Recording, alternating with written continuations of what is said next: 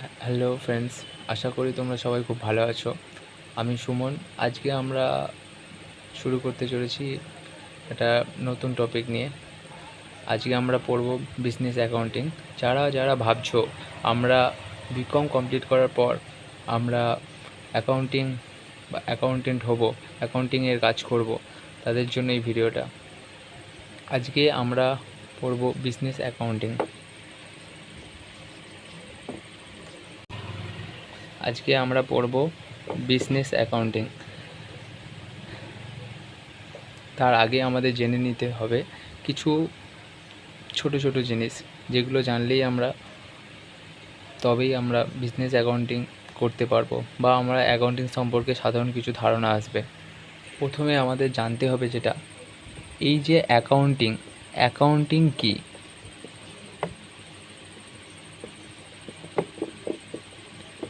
Accounting কী? Accounting কী আর এই accounting কে করে? Accounting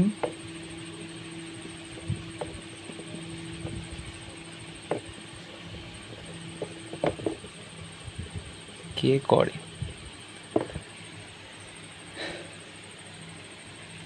আজকে আমরা জানব অ্যাকাউন্টিং কী, অ্যাকাউন্টিং কে করে। এই যে অ্যাকাউন্টিং হলো এমন একটি প্রক্রিয়া যার মাধ্যমে কোনো ব্যক্তি বা প্রতিষ্ঠানের অর্থনৈতিক লেনদেন লিখে রাখা হয়, হিসাব নিকাশ করা হয়। আমরা এক কথায় বলতে পারি অ্যাকাউন্টিং হলো বিজনেসের ভাষা। অ্যাকাউন্টিং হলো বিজনেসের ভাষা। অ্যাকাউন্টিং হলো বিজনেসের ভাষা। এরপর জানবো অ্যাকাউন্টিং কে করে। অ্যাকাউন্টিং করে হচ্ছে অ্যাকাউন্টেন্ট। অ্যাকাউন্টিং করে হচ্ছে অ্যাকাউন্টেন্ট। তাহলে অ্যাকাউন্টিং যে করে তাকে বলা হয় অ্যাকাউন্টেন্ট। এবার আমরা জানবো অর্গানাইজেশন কত রকমের হয়। অর্গানাইজেশন সাধারণত দু রকমের হয়। এক হচ্ছে প্রফিটেবল অর্গানাইজেশন, হচ্ছে নন প্রফিটেবল অর্গানাইজেশন। তাহলে অর্গানাইজেশন কত রকমের হয়? Profitable organisation, non profitable organisation. Organisation মানে হচ্ছে প্রতিষ্ঠান। অর্গানাইজেশন মানে হচ্ছে প্রতিষ্ঠান। এবার আমরা জানবো প্রফিটেবল অর্গানাইজেশন। এই প্রফিটেবল অর্গানাইজেশনটা কি? যে সমস্ত প্রতিষ্ঠানের প্রধান উদ্দেশ্যই মুনাফা অর্জন করা, মানে প্রফিট অর্জন করা, তাদেরকেই প্রফিটেবল অর্গানাইজেশন বলে। এই প্রফিটেবল অর্গানাইজেশন তিন রকমের হয়। The profitable organisation are three types.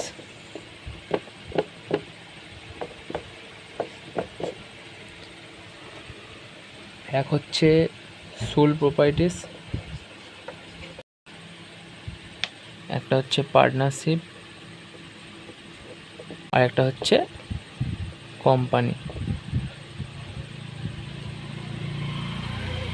এই যে সোল প্রপার্টিস, এর ওনার হচ্ছে একজন, ওয়ান ইন্ডিভিজুয়াল, যার প্রফিট গোস টু ওনার, যার প্রফিট শুধুমাত্র ওনারের কাছেই যায়। Example small shop. আর পার্টনারশিপ অর্গানাইজেশন হচ্ছে যার দুটো অথবা তার বেশি, যার মালিকানা থাকবে, যার প্রফিট পার্টনারদের মধ্যে এগ্রিমেন্টের চুক্তি অনুযায়ী ভাগ করে দেওয়া হবে। যার এক্সাম্পল হচ্ছে ল ফার্মস। আর বাকি থাকলো কোম্পানি। এই যে কোম্পানি, এই কোম্পানির ওনার হচ্ছে শেয়ার হোল্ডার্স। এই কোম্পানির প্রফিট রিইনভেস্টেড ডিভিডেন্ড হিসাবে শেয়ার হোল্ডারদের মধ্যে ভাগ হয়ে যায়। যেমন হচ্ছে প্রাইভেট লিমিটেড কোম্পানি। এবার আমরা জানবো বিজনেসে কি কি হয়। বিজনেসে বিজনেসে কি হয়? বিজনেসে ট্রানজ্যাকশন অ্যান্ড ইভেন্ট হয়।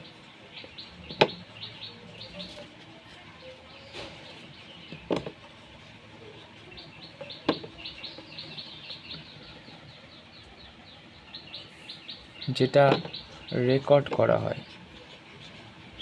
তাহলে বিজনেসে ট্রানজ্যাকশান অ্যান্ড ইভেন্ট হয়, যেটাকে রেকর্ড করা হয়। সেই রেকর্ডটা হয় ডবল এন্ট্রি সিস্টেমে।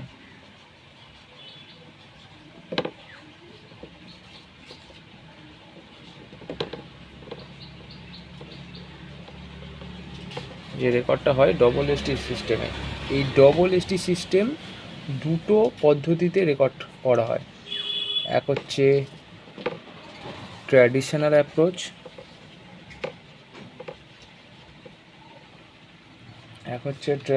Approach, modern approach. একটা হচ্ছে ট্র্যাডিশনাল অ্যাপ্রোচ আর একটা মডার্ন অ্যাপ্রোচ। তাহলে ডবল এন্ট্রি সিস্টেম দুটি পদ্ধতিতে হয়, একটা হচ্ছে ট্র্যাডিশনাল অ্যাপ্রোচ আর একটা হচ্ছে মডার্ন অ্যাপ্রোচ।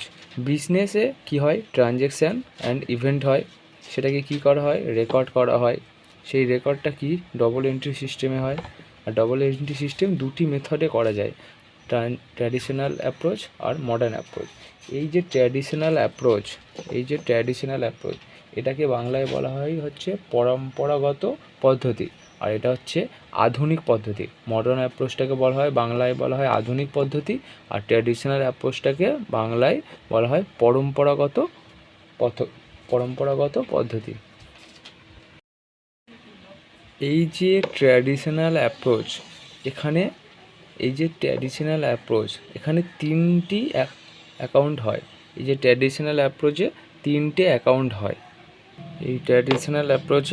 তিনটে অ্যাকাউন্ট হয়। একটা হচ্ছে পার্সোনাল অ্যাকাউন্ট,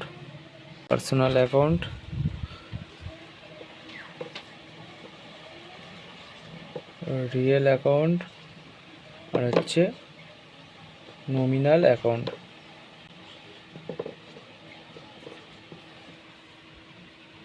আর এই যে মডার্ন অ্যাপ্রোচকে পাঁচটি অ্যাকাউন্ট হয়। আমরা প্রত্যেকেই জানি, প্রত্যেকের বাড়িতেই নর্মাল এইগুলি হয়। আমাদের প্রত্যেকেই বাড়িতে ইনকাম হয়,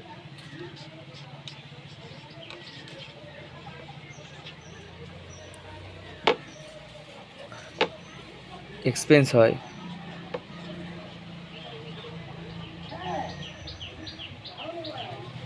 অ্যাসেট থাকে,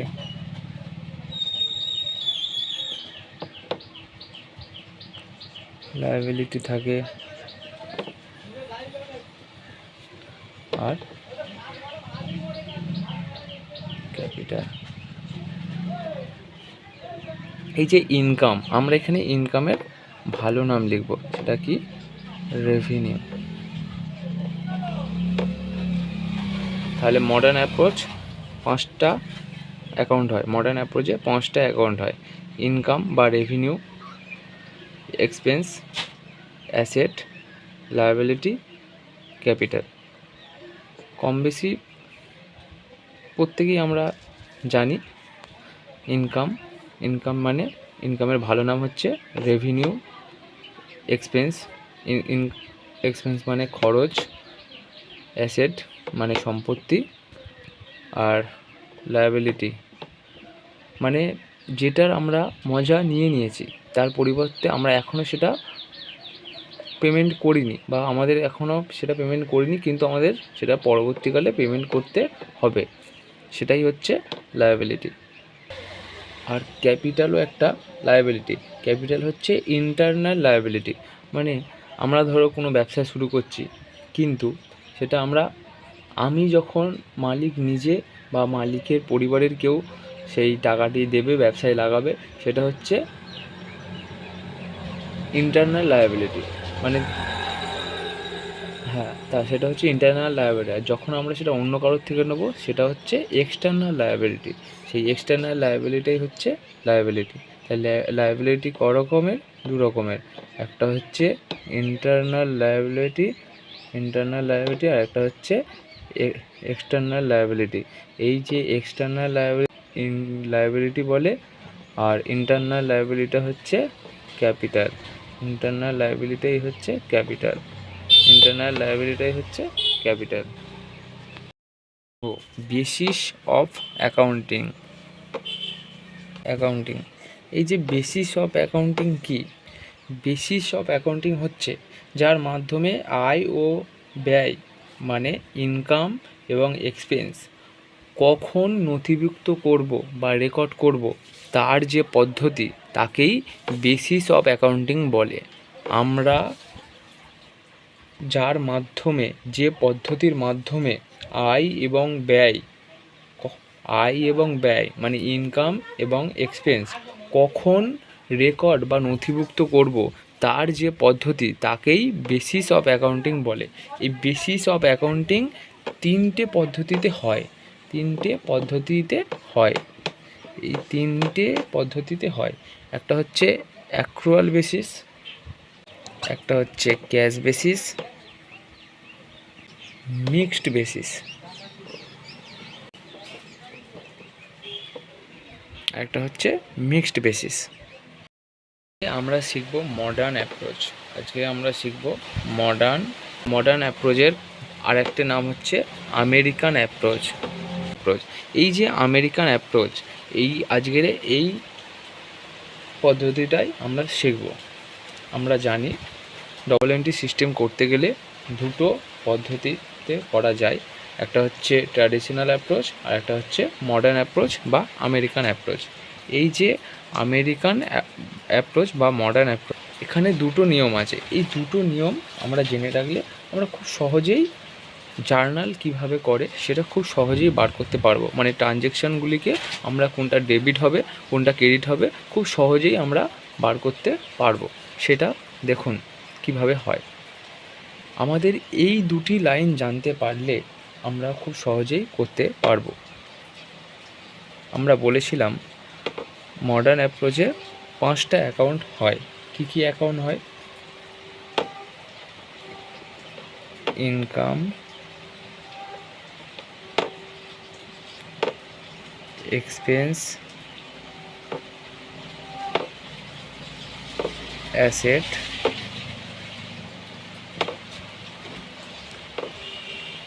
লায়াবিলিটিস,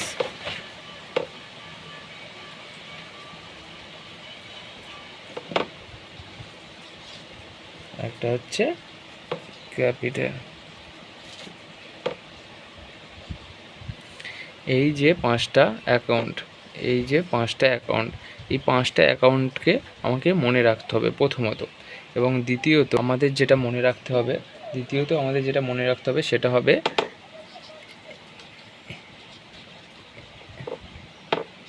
এইটা খুবই ইম্পর্টেন্ট, এটা আমাদের মনে রাখতেই হবে। Expense and asset,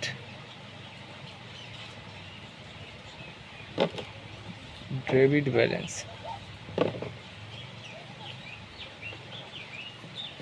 expense and asset, debit balance, এই দুটো ডেবিট ব্যালেন্স হয়। এবং রেভিনিউ মানে ইনকাম,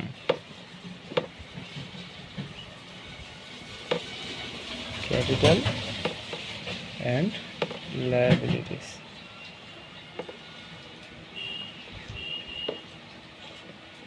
এটা হচ্ছে ক্রেডিট ব্যালেন্স। আমাদের এই দুটো লাইনকে মনে রাখতে হবে, এক্সপেন্স এবং assets debit balance, revenue capital এবং লায়াবিলিটি হচ্ছে ক্রেডিট ব্যালেন্স। এই দুটো লাইন আমাকে মনে রাখতে হবে। তার সাথে মনে রাখতে হবে যার যেই ব্যালেন্স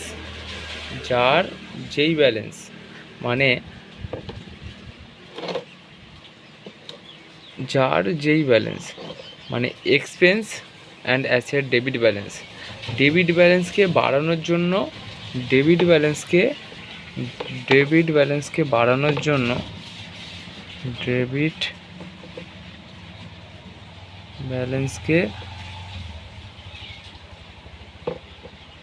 বাড়ানোর জন্য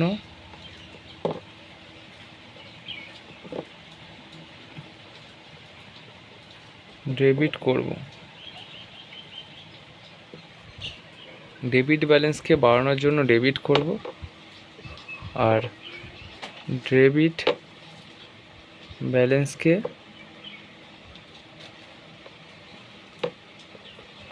কমানোর জন্য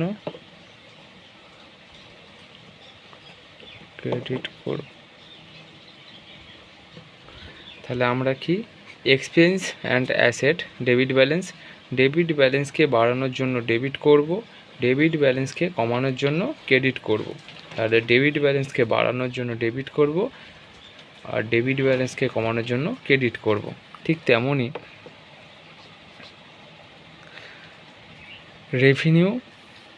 রেভিনিউ, ক্যাপিটাল এবং লায়াবিলিটি, এই তিনটে হচ্ছে ক্রেডিট ব্যালেন্স। ক্রেডিট ব্যালেন্সকে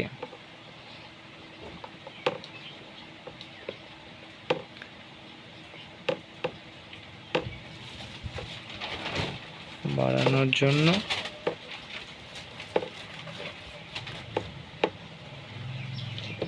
ক্রেডিট করব, আর ক্রেডিট ব্যালেন্সকে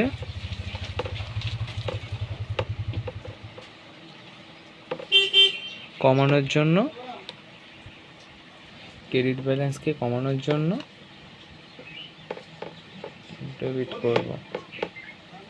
করব। তাহলে আমাদের এখানে দুটো জিনিস মনে রাখতে হবে, এক্সপেন্স, অ্যাসেটস, ডেবিট ব্যালেন্সকে বাড়ানোর জন্য ডেবিট করব, ডেবিট ব্যালেন্সকে কমানোর জন্য ক্রেডিট করব। আর রেভিনিউ, ক্যাপিটাল অ্যান্ড লায়াবিলিটিস, আমরা যদি এক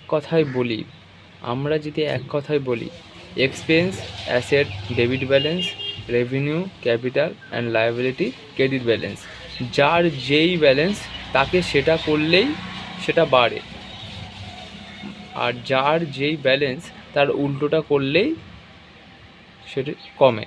যেমন ডেবিট এবং এই এক্সপেন্স এবং অ্যাসেটস, ডেবিট ব্যালেন্স, যেহেতু ডেবিট ব্যালেন্স তার সেটা করলেই বাড়ে, মানে ডেবিট ব্যালেন্সকে ডেবিট করলেই বাড়বে, আর ডেবিট ব্যালেন্সকে ক্রেডিট করলে কমবে। তেমনই রেভিনিউ, ক্যাপিটাল এবং লায়াবিলিটি ক্রেডিট ব্যালেন্স, তাই ক্রেডিট ব্যালেন্সকে ক্রেডিট করলে বাড়বে এবং ক্রেডিট ব্যালেন্সকে ডেবিট করলে কমবে। মডার্ন অ্যাপ্রোচের মাধ্যমে কিভাবে আমরা ট্রানজ্যাকশানগুলিকে এন্ট্রি করব, বা কোনটা ডেবিট ব্যালেন্স বা কোনটা ক্রেডিট ব্যালেন্স সেটা বার করব।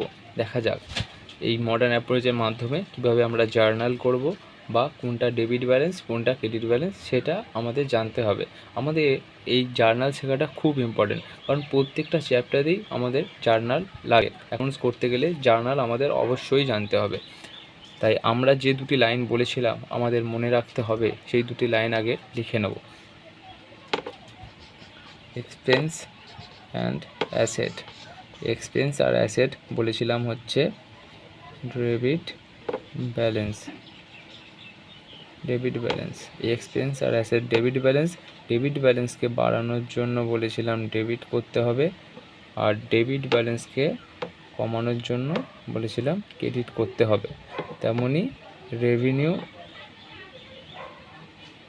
লায়াবিলিটিস আর ক্যাপিটাল বলেছিলাম এটা কি ব্যালেন্স, ক্রেডিট ব্যালেন্সকে বাড়ানোর জন্য কি করতে বলেছিলাম, ক্রেডিট করতে হবে, আর কমানোর জন্য ডেবিট করতে হবে। আমরা এতদূর পর্যন্ত সবাই জেনেছি। এবার আমাদের যেটা করতে হবে, যেটা আমাদের এবার আমরা ট্রানজ্যাকশান করব। আমরা বিজনেস করতে গেলে প্রথমে আমরা কি করি, ব্যাঙ্ক অ্যাকাউন্ট খুলি, ব্যাঙ্ক অ্যাকাউন্টে টাকা রাখি। তাহলে আমাদের সিম্পল ওয়েতে আমরা একটা জার্নাল এন্ট্রি করার জন্য একটা ট্রানজ্যাকশান নিয়ে নিচ্ছি। Cash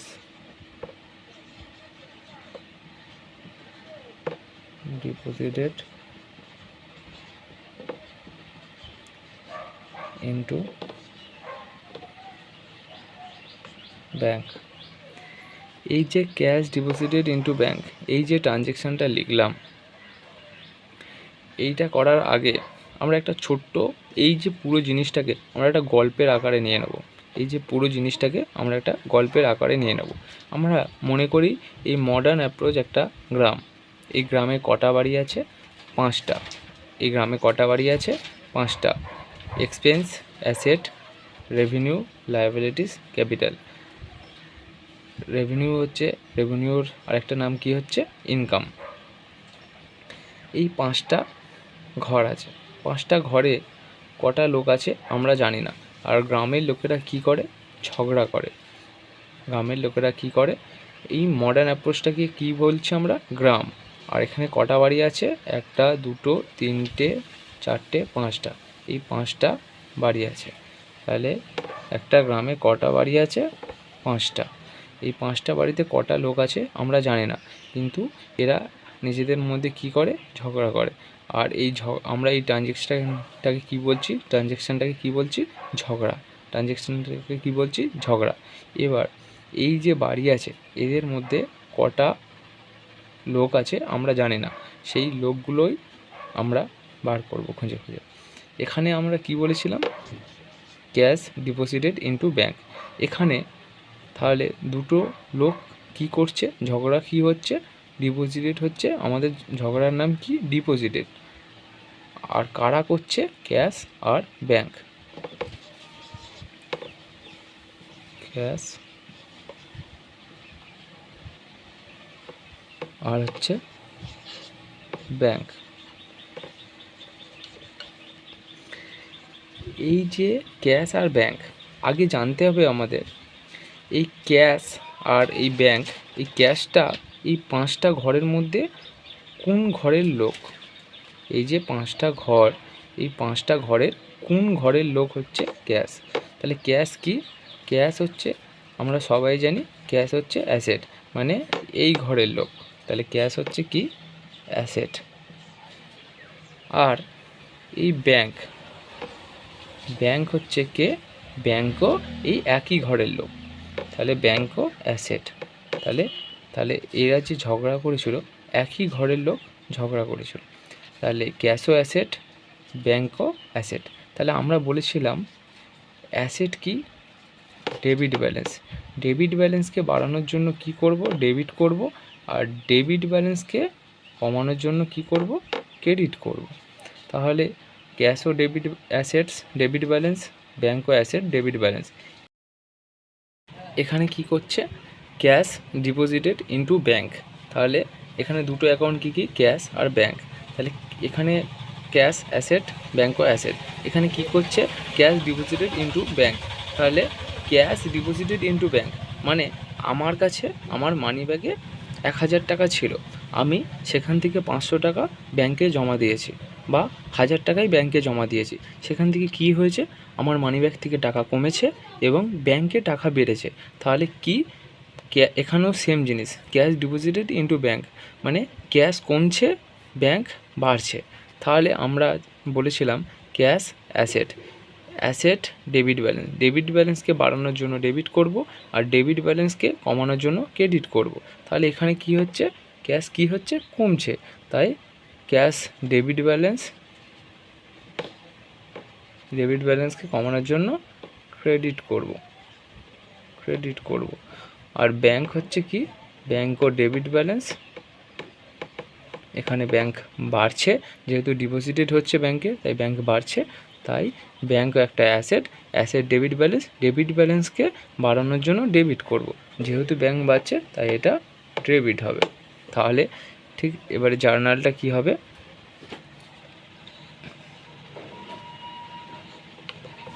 bank account debit two cash account. তাহলে জার্নালটা কি হলো? Bank account debit two cash account.